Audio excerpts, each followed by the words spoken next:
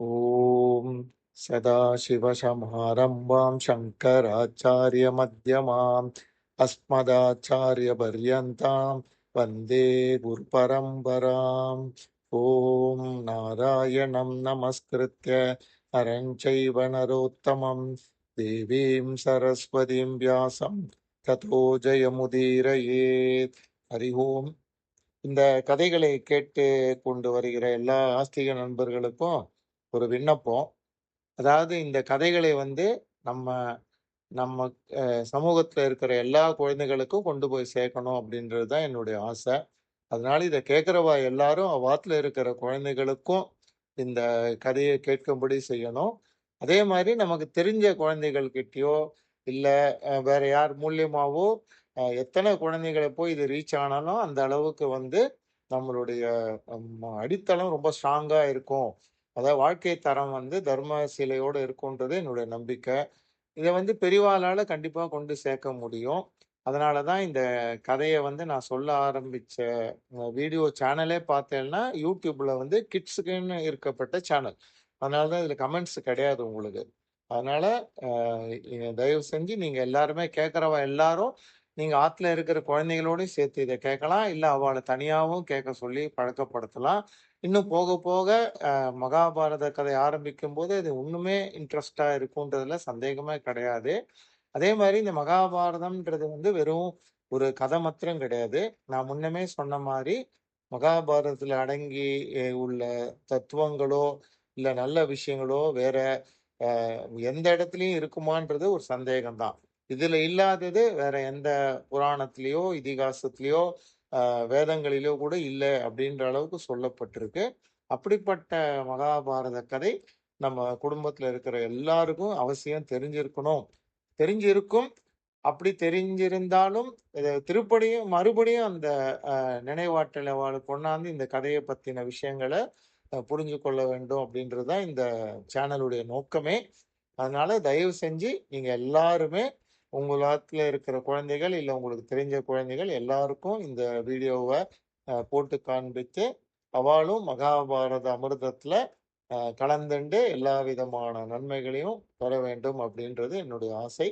அதை வந்து நீங்க அதுக்கு எனக்கு உதவி செய்யுங்கள் அப்படின்னு நான் கேட்டுக்கிறேன். இப்ப நம்ம போன கதையில வந்து ஆஸ்திகர் வந்து பிறந்தாச்சு அப்படின்னு பார்த்தோம். ஆஸ்திகர் யாருன்னு உங்க எல்லாருக்குமே தெரியும். வாசுகியோடைய தங்கையான ஜரத்காருவுக்கும் ஜரத்காருன்ற ரிஷிக்கும் பிறந்த குழந்தை.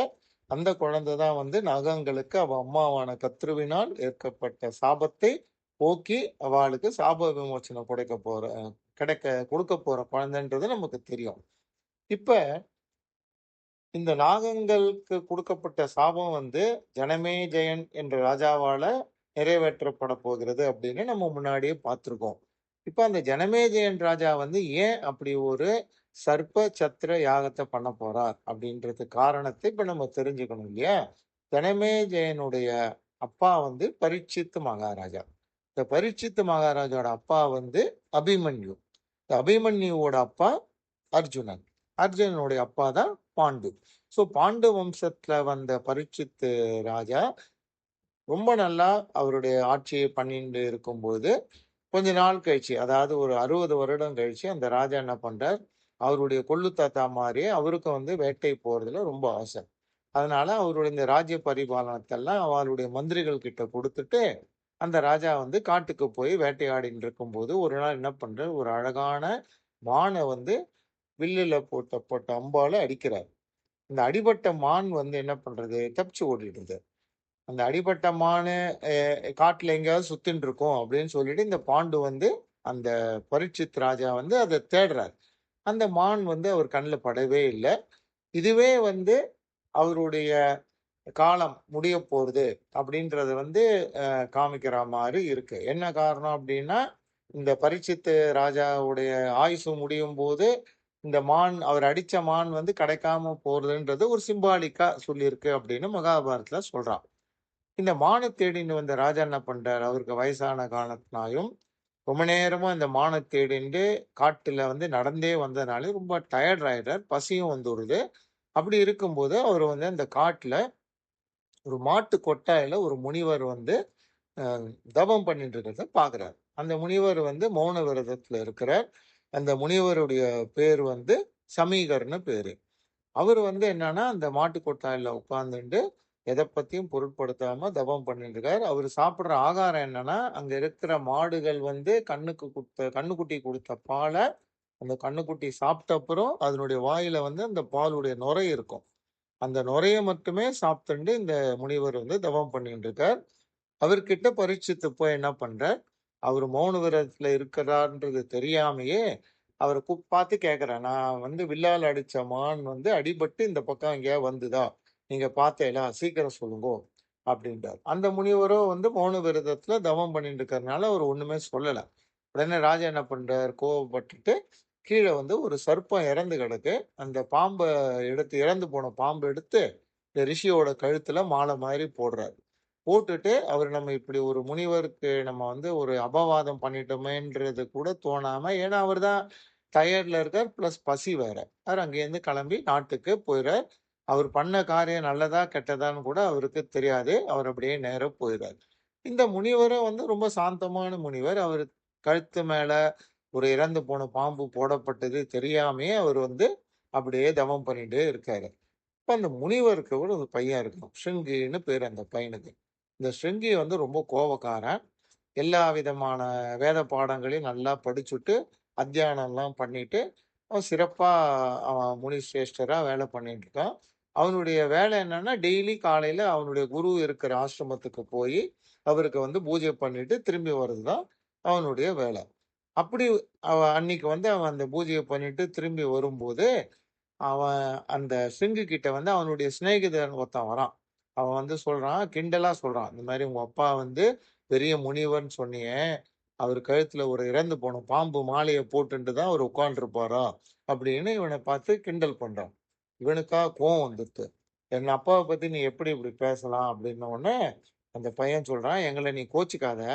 உங்க அப்பா வந்து இந்த இடத்துல உட்கார்ந்து தவம் பண்ணிட்டு இருக்கும்போது, பரீட்சித்ன்ற ராஜா வந்து இந்த பாம்ப வந்து அவருடைய வில்லால எடுத்து அவர் தோள் மேல போட்டுட்டு போயிட்டாரு. அதனால உங்க அப்பாவுக்கு வந்து திறமையெல்லாம் ஒண்ணும் கிடையாது. இப்படி வந்து பாம்ப சுமந்துண்டு உட்கார்ந்துருக்காரு. அப்படின்னு உடனே என்ன பண்ணான், இந்த சிங்கி தான் ஏற்கனவே நான் சொல்லியிருக்கேன் இல்லையா? கோபக்காரனாச்சே. டக்குன்னு அந்த இடத்துல உட்கார்றான். அவன் வந்து அர்க்யம் ஒண்ணு பண்ணிட்டு, கை காலெல்லாம் சுத்தம் பண்ணிட்டு, உடனே ஒரு சாபத்த குடுக்குறான். என்ன சாபம் அப்டின்னா, எங்க அப்பா மேல இறந்து போன பாம்பு போட்ட இந்த பரீட்சித்துன்ற மகாராஜா, இன்னும் 7 நாளுக்குள்ள தட்சகன்ற கொடிய பாம்பு கடிக்கப்பட்டு, விஷத்தால அவரு வந்து அப்படியே சாம்பலா மாறி கடவுது அப்படின்னு ஒரு சாபத்த குடுத்துடுறான். இந்த சாபத்த குடுத்த உடனே நேரா என்ன பண்றான், அவ அப்பா கிட்ட வரான். அவ அப்பா தவம் முடிஞ்சு கண்ண திறந்து பார்க்குறார். பார்த்த உடனே இந்த மாரி பையன் சொல்றான், "உங்க மேல வந்து ஒரு இறந்து போன பாம்ப போட்டுட்டு போன ராஜாவ நான் சபிச்சுட்டேன்." அப்படின்ன உடனே அவ அப்பா ரொம்ப வருத்தப்பட்டு கேட்கிறார். நம்மலாம் வந்து பிராமணா இல்லையா? பிராமணனுக்கு கோவமே இருக்கக்கூடாது. எப்பவுமே பொறுமை தான் இருக்கணும். அதோடு இல்லாம ராஜா வந்து இந்த நாட்டுக்கே வந்து அவர் தான் வந்து ஒரு காவலாளி மாரி. எல்லாரையும் ரட்சிப்பவர். அவர போய் நீ இப்படி சபிக்கலாமா? அவர் ஏதாவது தெரியாம பண்ணியிருக்கலாமே! அப்படின்னு சொல்றார். நான் முன்னமே உங்ககிட்ட சொல்லியிருக்கேன். பிராமணன் அப்படின்றது ஒரு தனிப்பட்ட வர்க்கத்த குறிப்பது கிடையாது. யார் வந்து வேதங்களை எல்லாம் படிச்சுண்டு, அத வந்து மத்தவாளுக்கு பாடமா சொல்லிண்டு, தர்ம சிந்தனையோட தன்னுடைய வாழ்க்கைய நடத்திக் கொண்டு இருக்கிறாரோ, அவ எல்லாருமே பிராமணா தான். அவ வந்து எந்த வர்ணத்துல வேணா பொறந்திருக்கலாம். பட் இந்த குணம், அதாவது சத்துவ குணம்.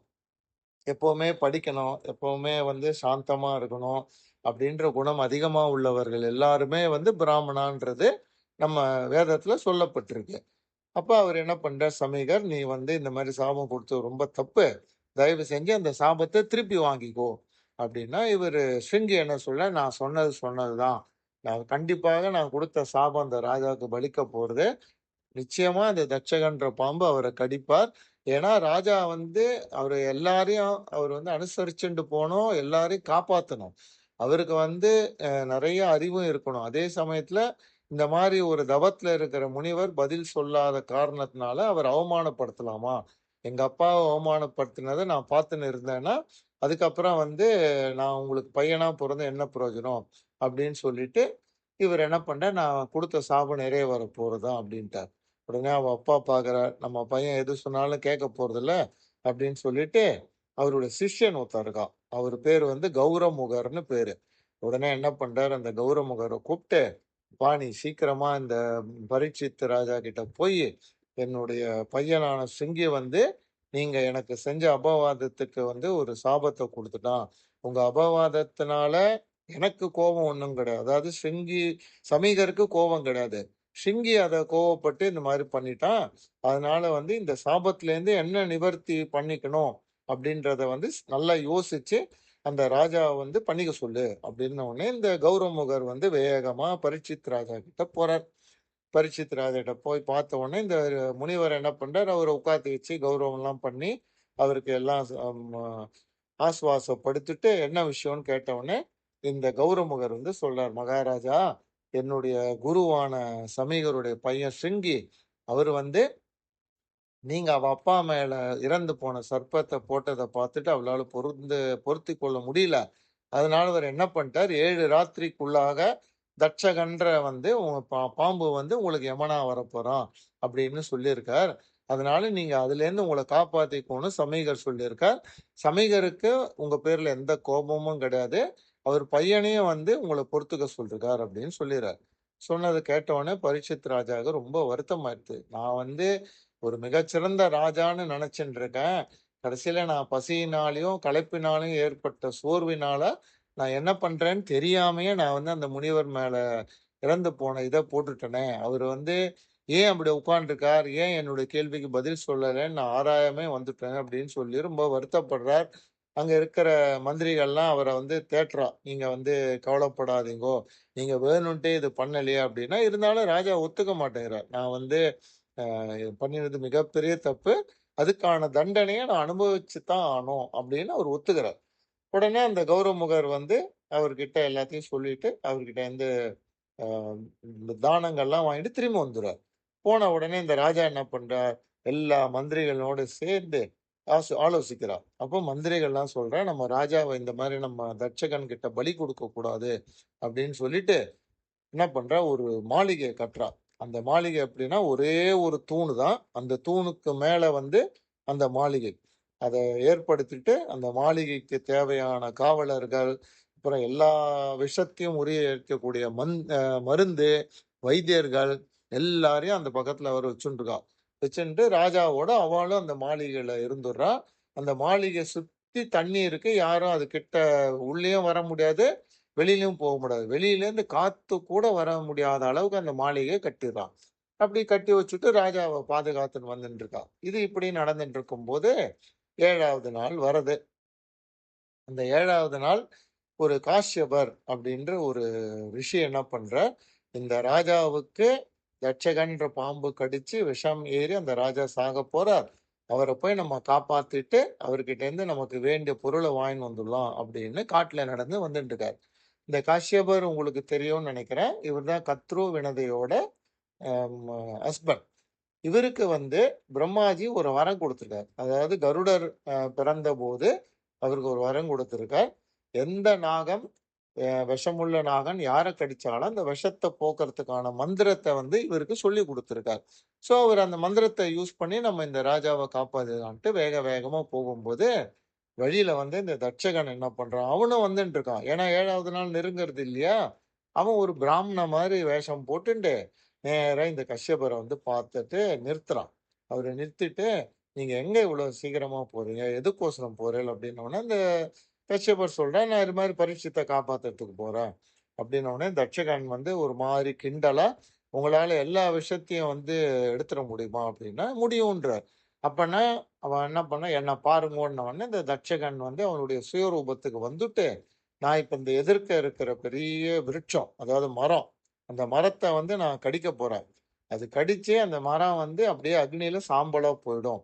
அத உம்மால எடுக்க முடியுமா? பார்க்கலாமான்ன உடனே, கஷ்யபர் முனிவர் சொல்றார், "கண்டிப்பா முடியும்." அப்படின்ன உடனே தட்சகன் என்ன பண்றான், நேரா அந்த மரத்த போய் கடிக்கிறான்.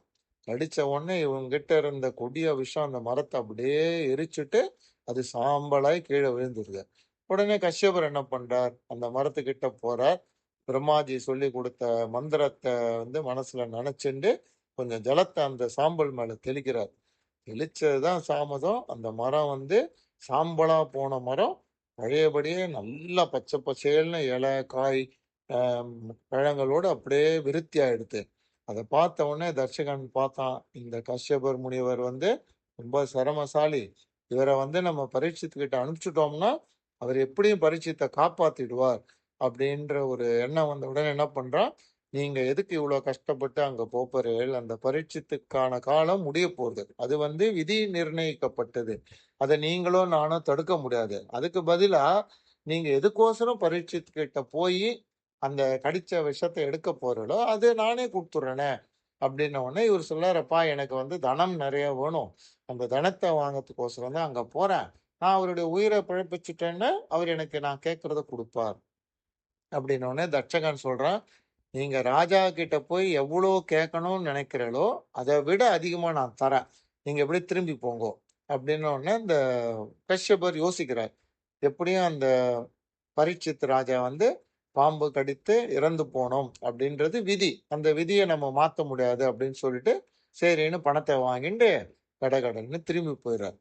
திரும்பி போனவனே இந்த தட்சகன் என்ன பண்றான், நேரா அவனுடைய மிச்சம் இருக்கிற நாகங்கள எல்லாம் கூப்பிடுறான். கூப்பிட்டுட்டு அவள எல்லாரையும் என்ன பண்றான், நீங்கலாம் ஒரு ரிஷி வேடம் எடுத்துங்கோ. எடுத்துன்ட்டு அவ கையில நெறைய பழங்கள், இலைகள், ஜலம் இது எல்லாத்தையும் குடுக்குறான். குடுத்துட்டு நீங்க வந்து நம்மளுடைய காரியம் வந்து அந்த ராஜாவ நான் கடிக்கணும். அதுக்கோசரம் நீங்க என்ன பண்ணுங்கோ, இந்த பழம், இலை, ஜலத்தெல்லாம் கொண்டு போய் ராஜாவுக்கு குடுங்கோ. எதுக்கும் பயப்படாதீங்கோ அப்படின்னு சொல்லிட்டு அவள அனுப்பிச்சு விடுறான். இவன் என்ன பண்றான், அனுப்பிச்சுட்டு அவ எடுத்துன்னு போற பழத்துக்குள்ளேயே ஒரு சின்ன புழு மாரி உட்கார்ந்துடுறான். இந்த ரிஷிகளும் என்ன பண்றா, இது எல்லாத்தையும் எடுத்துன்னு அந்த ராஜா இருக்கிற அரண்மனைக்கு போறா. ரிஷிகள் வந்திருக்காள, அவள வந்து நம்ம தடுக்கக்கூடாது. அதனால என்ன பண்றா, காவலாளிகள் வந்து ராஜா கிட்ட பார்க்கறதுக்கு இவள அனுப்பிச்சுடுறா. இவ எல்லாரும் நேரா ராஜா கிட்ட போறா. போயிட்டு ராஜாவ புகழ்ந்து பாடிட்டு, இந்த மாரி வந்து நாங்க இந்த மாரி காட்டுல எங்களுக்கு கிடைச்ச ரொம்ப இனிமையான பழங்கள்லாம் இருக்கு. இதெல்லாம் நீங்க சாப்பிடணும். அப்படின்னு சொன்ன உடனே, அந்த மந்திரிகள்லாம் எல்லாரும் வந்து ராஜா கிட்ட அத பார்த்து நம்ம சாப்பிடலாம். அப்படின்னு சொன்ன உடனே ராஜாவும், மந்திரிகளும் என்ன பண்றா, ஆளுக்கு பழத்த எடுத்துக்கிறா. பழத்த எடுத்துக்கும்போது இந்த ராஜா என்ன பண்றான், அவனுடைய விதி வந்து முடியப் போறது காரணம் இல்லையா? அதனால என்ன பண்றான், கிண்டலா இந்த மந்திரிகள் எல்லாம் பார்த்து, நான் இந்த பழத்த வந்து சாப்பிட போறேன் அப்படின்னு சொல்லிட்டு, எந்த பழத்துக்குள்ள இந்த தட்ச நாகன் இருக்கானோ, அந்த பழத்த வந்து எடுக்குறான்.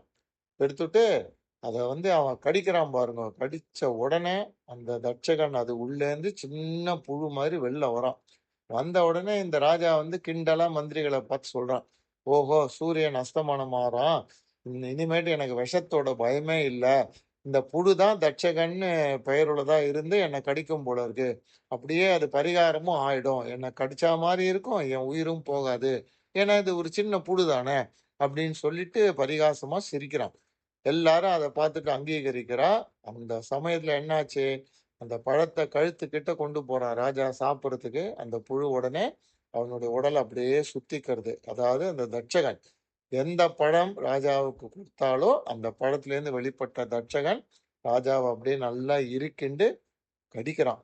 இந்த கடிச்ச உடனே அவ்வளோதான் அந்த விஷம் உடம்புல ஏறின ராஜா என்ன பண்றாரு, ஒரு செகண்ட்ல அவரு உயிரு போயிடுது. உடனே இந்த தட்சகன் என்ன பண்றான், பெரிய உருவத்த எடுத்துண்டு, வாய வந்து அப்படியே ஊதுறான். அவன் வாயிலேருந்து வருது, அக்னி வருது. அக்னி வந்து அந்த ஒரு பெரிய தூண்ல கட்டப்பட்ட அரண்மனையே பத்திண்டு எரியிறது. இந்த மந்திரிகள்லாம் அவ அவ ஒரு ஒரு இடத்துக்கு ஓடி போறா.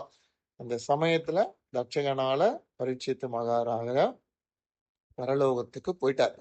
அவருடைய உடம்பு வந்து அப்படியே சாம்பல் ஆயிடுது. உடனே மந்திரிகள்லாம் என்ன பண்றா, அதுக்கப்புறம் அந்த தட்சகன் மறைஞ்சு போன உடனே எல்லாரும் ரொம்ப வருத்தத்தோடு இந்த பரீட்சித்து மகாராஜாக்கு செய்ய வேண்டிய கிரியை எல்லாம் நல்லபடியா பண்ணிட்டு, அப்ப அவருடைய குழந்தையா இருந்த ஜனமேஜயன், அவன் வந்து சின்ன வயசு தான். இருந்தாலும் அந்த ஜனமேஜயன அந்த நாட்டுக்கு ராஜாவா எல்லாரும் பட்டாபிஷேகம் பண்ணிடுறார். ஏன்னா ராஜா இல்லாம நாடு இருக்கக்கூடாது. சின்ன வயசுலயே இந்த ஜனமேஜயன் வந்து ராஜாவாயிட்டார்.